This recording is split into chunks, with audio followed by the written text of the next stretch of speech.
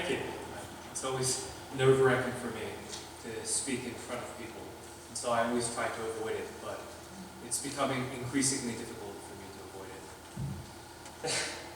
Now, I'd like to share, when I first was sent, it's been about 5 years now, to this Youth with a Mission for my DTS, that's Discipleship Training School.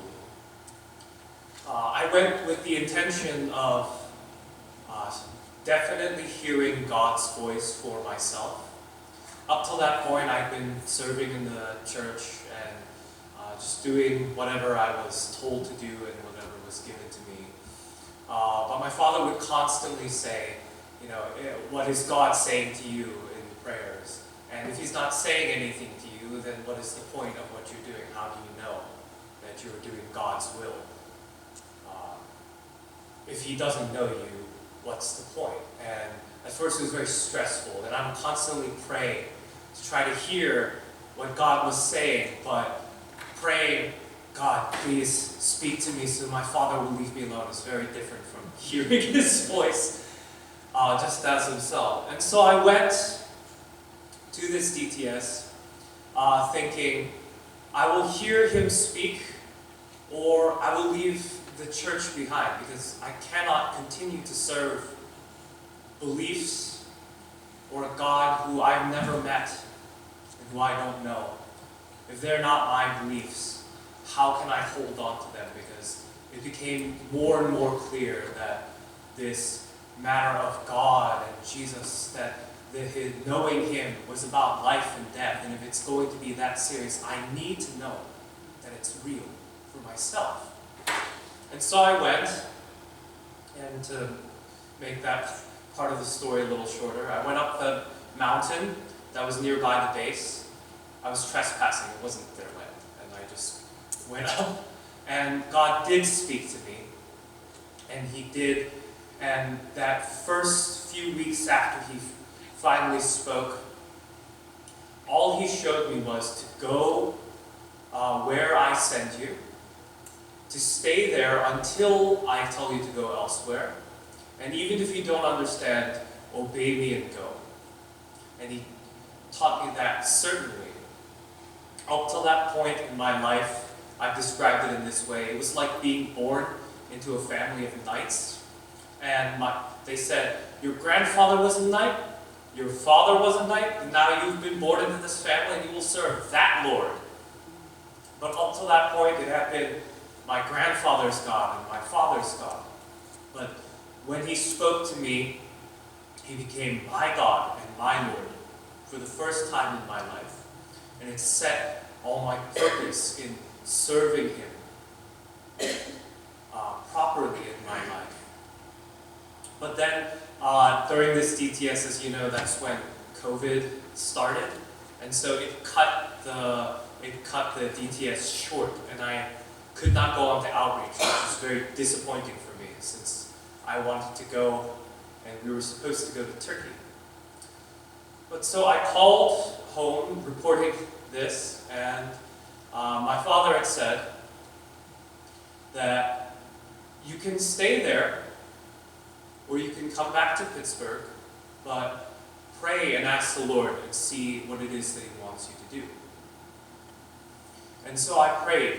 And even though I was reluctant to, I could feel that he was saying, return to Pittsburgh, very surely. And so I obeyed. I returned to Pittsburgh. And while I was here, I was praying to him. And because I was feeling so much disappointment, I was complaining to him, Lord, why did this happen? Why have you brought me to this place? And the first thing he showed me was from the moment when the Israelites were at the waters of Marah, where they were complaining to him for bringing him to that place. And he said, don't complain to me. I know where I've brought you. And so I said, oh, sorry, Lord. And then he said, I've brought you into the desert. And here you will learn to be with me and to follow me. And to be in the place where I tell you to be. And so, for 4 years, I stayed, and whatever ministry I was given to be a part of. I took part in it. And every time I would feel overburdened, every time I would feel a lot of complaints coming up, he would remind me, I called you here. And until I say otherwise, this is your place. And so I stayed. But after a time, many of the speakers that would come for revivals, like Pastor Doug Easterday, like Pastor Kim, they would pray over me and they would say, the time is coming where you will go. And at first I thought, aha, that's funny. You don't even know what the situation is. What are you saying? Where am I going to go? And then one day, Pastor, my father, brought up about going to Korea and why don't you pray about this? And so I thought, okay, I should take this into some serious consideration and really pray. And when I prayed, he gave me from Joshua chapter 1, that moment right before the Israelites are about to enter Canaan, when they're leaving the desert. And you could see, I could feel him say to me, it's time now to leave the desert. And I said, oh wow, this really must be him now sending me out of here, sending me to this place. And so I made the plans, I was preparing to go, and as I was preparing, I asked him, how shall I properly prepare to go to this place? Because I didn't know exactly what kind of ministries I'd be doing or what kind of people I would be ministering to. So I wanted to know how he wanted me to prepare for that time. And he had me read from the book of Ezra. We're not going to read the whole thing because it's too long.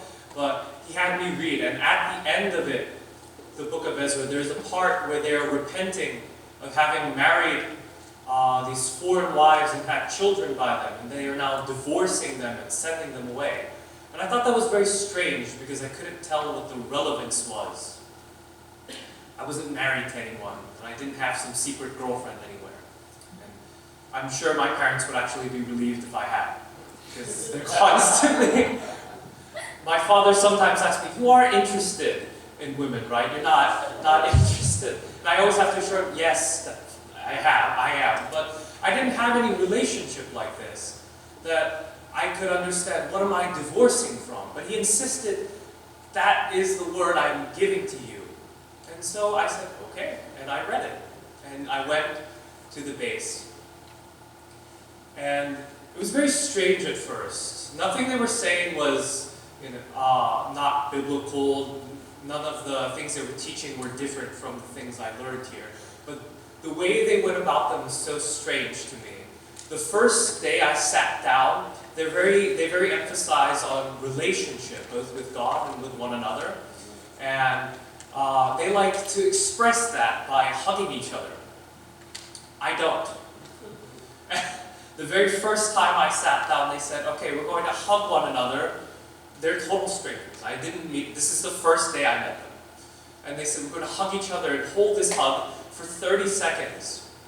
I don't even like holding a handshake for 30 seconds. But they said, we're going to hug. And so the whole first week there, my facial expression was like this. Because everything they were doing seemed so strange to me.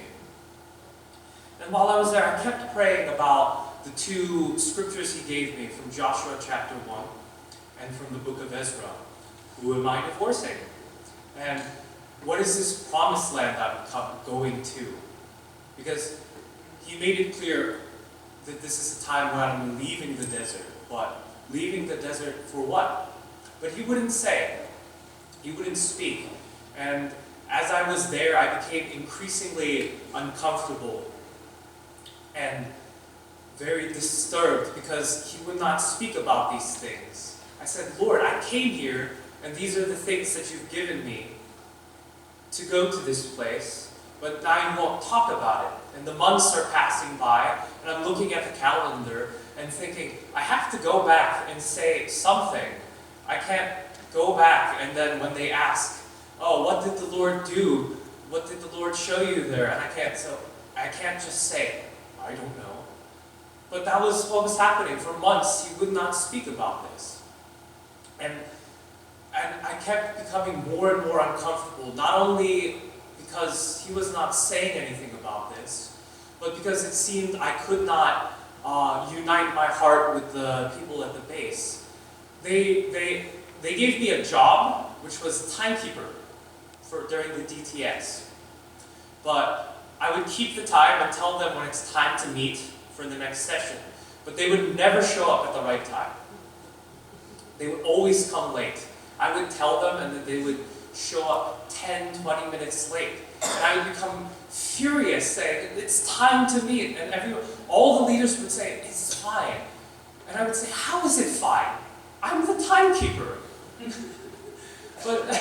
And I kept being bothered both by things from my past that were coming up in my heart, which I said, why is this coming up now? As well as my relations with the other members of the base. And what made it worse was it seemed like I was the only one who was uncomfortable. I was the only one getting mad. They were fine, and they would say, why are you getting so upset? And I said, why aren't you upset? And more my heart became more troubled because it seemed I could not really unite with them. And I began to doubt, did I really come to the right place? Maybe I heard wrong. Maybe everything I've heard about coming to this place was just because I wanted to leave. And I just found some random scripture verse. Is that what happened? And I kept praying, Lord, will you please speak to me? And in the past, when he spoke to me, no matter what was troubling my heart, I would feel relieved, even if it was when he was rebuking me, because I'd rather that he said something than would stay silent. And in that time I would say, Lord, you must say something if you have brought me to this place. I cannot just stay here and do nothing. And he said in that moment, he showed me a picture. It was a tree, but its roots weren't planted into the ground. It was just floating in the air. And he said to me, when I plant a tree in the ground, it stays there. It sets its roots in the ground. But why are you refusing to do the same? Why are you floating? And then he showed me an expanse of stars, and he said, when I put these stars by each other, they don't question me, say, why have you put me next to this star? But I've placed you with these people, and you will not stop questioning me, why have you put me with these people? I have placed you here, so set your roots down. And so for a time, that was enough. I felt a relief. But then the same things kept coming up. I still had these questions. And the same problems seemed to reoccur. And it seemed like I was stuck in this cycle where I couldn't move past. And even more frustrating, he seemed to be silent about this. And at the height of this turmoil, when I had started to question, have I really heard him? Even at the beginning, have I ever actually heard his voice? Maybe I've been hearing wrong, walking wrong this whole time. Have I heard some random voice? In that moment, when I was praying to him, Lord, will you please speak to me and show me, help me to understand? He said to me, give all these things into my hands. And so I said, oh, okay, Lord, because it sounded very familiar. But sensing that I did not understand, he showed me this picture of a circle on the ground. And he said, you and I are standing within this circle. Just you, me, and my word. Nothing else. And nothing else outside this circle exists. Until I say otherwise, you will treat it like it does not exist. I said, all right, I understand. And then he said to me, you have been calling me by different names. And I said, what does that mean, Lord? I've never called you anything that is not from the Bible. I mean, my parents have very faithfully instructed me from the scripture my whole life. What could I possibly call him that wasn't his name? Right? I don't pray and say, Allah forgive me. I don't say that. So what other name have I called you by? And he said, you have taken teachings from my word and taken things you've learned from the world and mixed them together. And you have attached these other identities to me and not understood me just purely who I am, and instead mixed these other influences. And I realized that when he was speaking about divorcing these foreign things, he was talking about these things that I had allowed to come into my heart. He said, your foundation may be set, but the house you have built upon it has become crooked because you have not built it only on my word, and have built it with things that the world has given you. And so I will remove this house and build it new and fresh, like it says in Amos, in the book of Amos, with his plumb line, that he will set it by his measure, by his word, and rebuild this within my heart. And during that time, we had a worship session where I really felt the presence of the Holy Spirit, and I felt him moving powerfully. And during this time, I felt him say to me, now you are looking at me, worshiping, looking at me face to face, looking eye to eye. And I say, Lord, this is not the first time I've worshipped you. Certainly this is not the first time I felt moved when I'm worshiping you. What do you mean by this? And he says, yes, you've come before me before, but as a servant, always with your face bowed to the ground. And though he accepted it because he is worthy to receive these things, this is what he ought to receive, that is not the worship he wanted. And I was surprised by this. And then he went on to say, are you a Buddhist that you come before me always with your face bowed to the ground? That you don't look at me, but that you will come in this religious way only. And I was shocked. Because I thought, it is not my servitude to do your will which you desire. But he said, no. It is right that I receive it, and I've accepted those things that you offer in service. But that's not what I wanted. And he went on to say that I have been holding on to a limited understanding of him. That these other names that I've been calling him have come in part from my inability to see him beyond the experiences that I've had. That when he said, give everything over into my hands, until I say so, none of it exists. He was including the past experiences I had with him too. Because he said, you have been holding on to yesterday's understanding of me and thinking that it is sufficient for today. And I have always been told since I was a child that he had called me to be an evangelist. But how can I take his heart to other people, just this piece of him that isn't sufficient enough to quench my own hunger and thirst, that isn't enough for me today, and expect that to be enough for anyone else?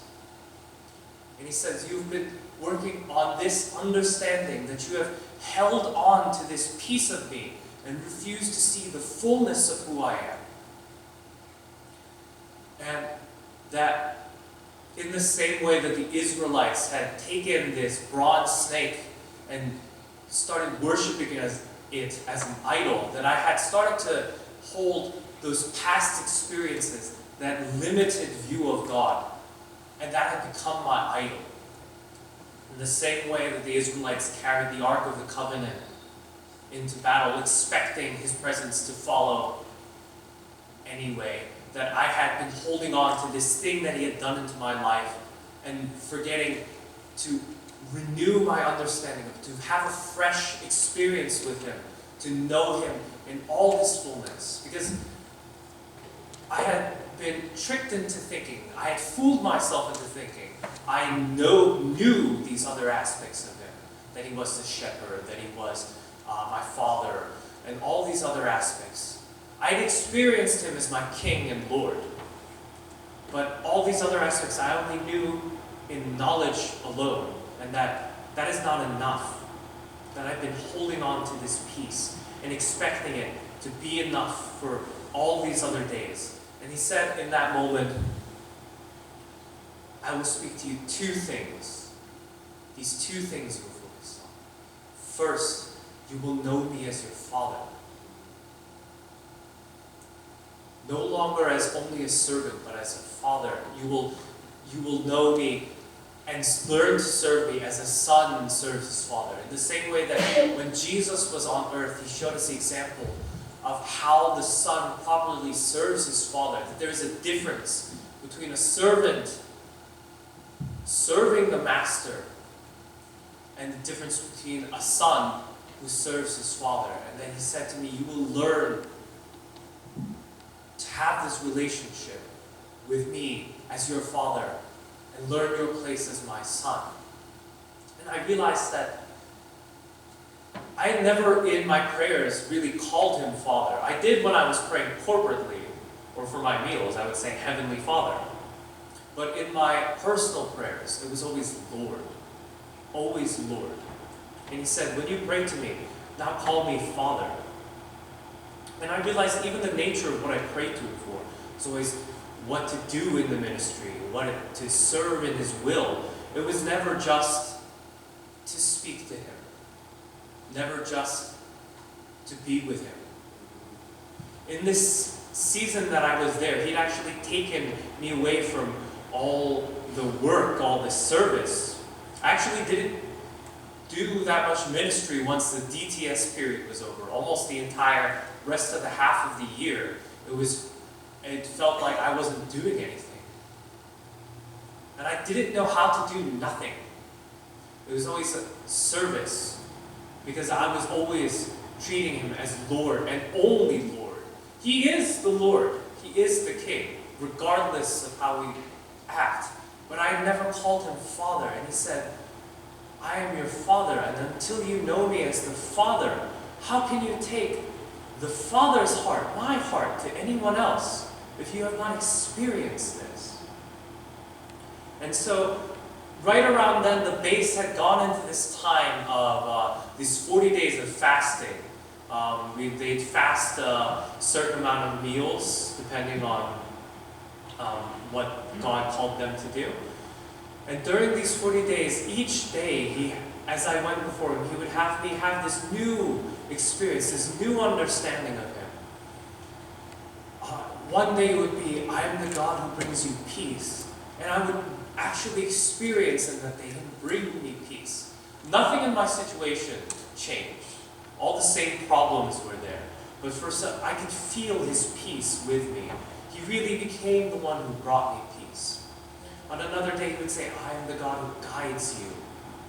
And I would really see how much his guidance, even though I did not intend or plan to be in a certain place, would bring me to fruitful, wonderful, blessing-filled things.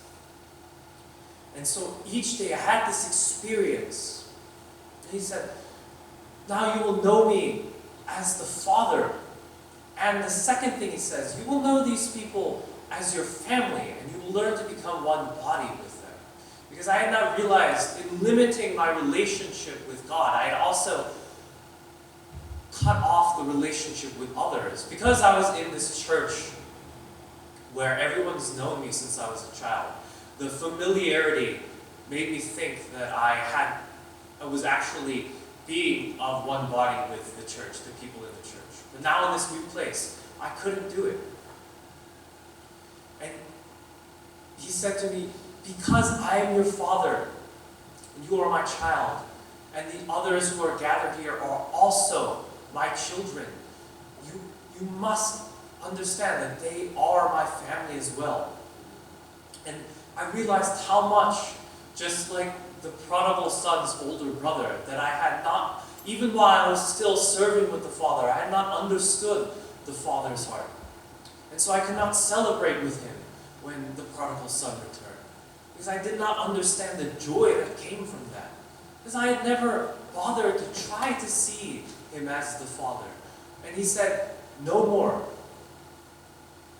He wasn't interested in talking about doing or his next step in work and service until I understood this relationship, not just with himself, but with one another, because until this relationship with God is properly established, this relationship with one another cannot be right. And so, not only was he only the Lord, not Father, with one another, with other members of the church, it was only about what we were serving Him together. But the service comes as a result of this relationship. He is not wanting for servants. He does not need people to serve, but He desires this relationship between father and son, father and daughter, that His children know Him as the Father. And so He would not talk about these other things. He would not talk about what it comes next. What use is there talking about the inheritance, the promised land, if I don't understand that I am a son inheriting and not simply a servant doing his master's bidding, that I'm sharing in this. And as I pass through this time of trying to learn about Him as the Father and learn about Him in His fullness, as he says in Ephesians chapter 3, then we are called to, He wants us to come into the fullness of God. Like we said last week, holiness is also that W-H-O-L-L-Y, that fullness of who He is. Not just this piece of Him. That as I was trying to learn, and I am still learning, he began to talk to the base about, the whole base, about this next direction that He's going in. He began to speak to me about his will, His dream, this heavenly invasion that He wants to bring into Korea and then out into all parts of the world. And then He said to me, do you want to share in this dream of mine?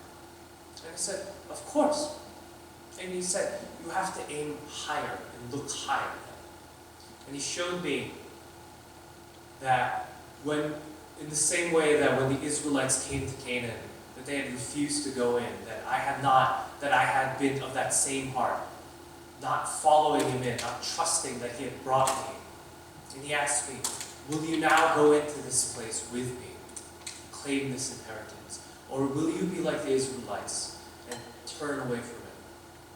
And I said, of course I will go in with you. And He said, then now we will cross this river Jordan, and you will go in not as my servant only, but as my son.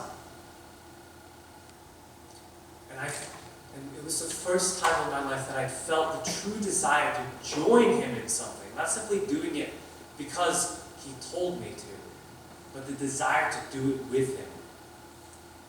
And so what I want to share with all of you is that we cannot hold on to this piece of an understanding of Him. That He does not desire that we stay at this level of servants. We do serve Him, but there is a difference in how servants serve a master and how the son and daughter serves the Father. And that He's calling us to have this fresh understanding of Him, to not merely know by what we have heard, but to know Him freshly every day, so that we can come into this fullness of knowing Him as the Father, as the Shepherd, as the one who gives you peace. That this relationship with Him, this walking with Him, that we cannot hold on to yesterday's understanding, but that each new day that we meet Him again and again, that is what walking with Him is. So I'd like to thank you all for listening to me, and I'm going to go out now into this, whatever it is that He has in store, but no longer just serving my Master, but really going to take these things and to claim these things with Him as my Father, and to have this fresh understanding of Him for each day. So, thank you.